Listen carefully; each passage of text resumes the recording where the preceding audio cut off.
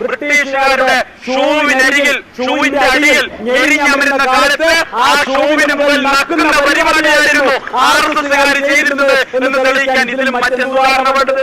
3 തവണ Indian national Congress നിരോധിക്കപ്പെട്ടപ്പോ ഒരൊറ്റ തവണ പോലും RSS നിരോധിക്കപ്പെട്ടില്ല. ഭഗത് സിംഗ് ഈ രാജ്യത്തിന് വേണ്ടി തൂക്കിലേറ്റപ്പെട്ടപ്പോ, ഭഗത് സിംഗും രാജ്ഗുരുവും സുഖദേവും തൂക്കിലേറ്റപ്പെട്ടപ്പോ RSSന്റെ ഒരു പ്രസിദ്ധീകരണത്തിൽ അവരെ വഴി പോലും അനുശോചനം രേഖപ്പെടുത്തിയിട്ടില്ല.